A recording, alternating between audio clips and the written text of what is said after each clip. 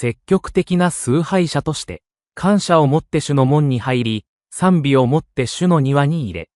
詩編100編4節、シャローム、主イエス・キリストの愛する友人たちよ。礼拝から最大の恩恵を得るためには、心の準備を整え、積極的に参加しなければなりません。私たちは熱心に賛美を歌い、牧師が祈りを導くときには黙祷し、聖歌隊が歌うときには心を込めて礼拝しなければなりません。私も自分の文章に叱責されていると感じざるを得ません。心がどこにあるのかわからないままさまよっていたり、礼拝所がベッドを変えるための場所だったりして、礼拝所から何も得られずに戻ってきて、何度も敗北感を覚えました。詩編作者の積極性は、今日の朗読、感謝しながら主の門をくぐり、賛美しながら主の庭に入れ、に書かれています。詩編第100編第4節。私は、バハテラ・ラジャワリヌ・サンタラ、バラヌスのクリスチャンス・ハルト氏に、美しい老年、ケシやバハテラ歌詞一家の賛美に同調して次の賛美を唱えるよう依頼します。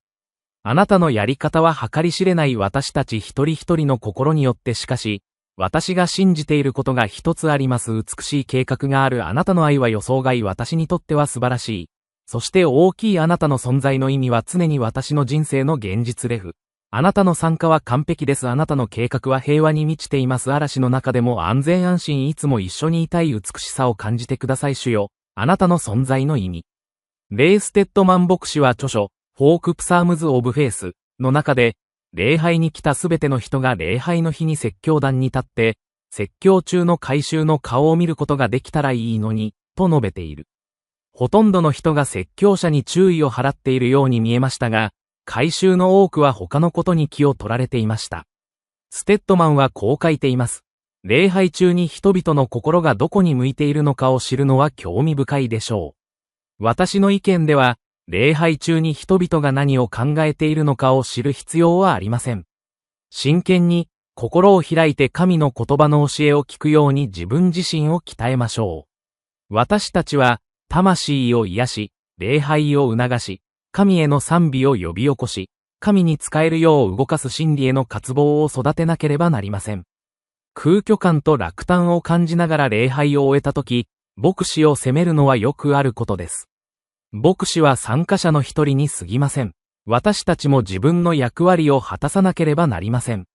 もう一度言いますが、礼拝から最も多くの祝福を受けるのは、最も多くを与える人々です。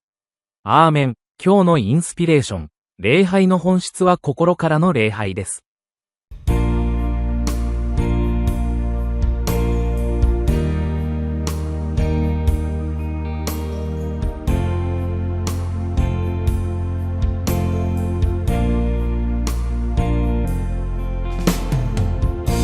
Jalanmu tak terselami oleh setiap hati kami, namun satu hal ku percaya, ada rencana yang indah. Tiada terduga kasih-Mu, heran dan besar bagiku, arti kehadiran-Mu selalu nyata di dalam hidupku.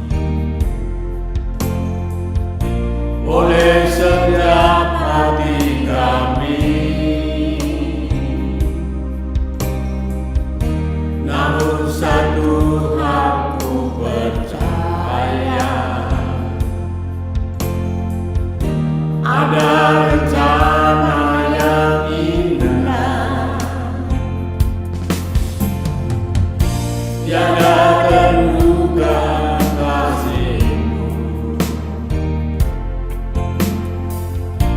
Heran dan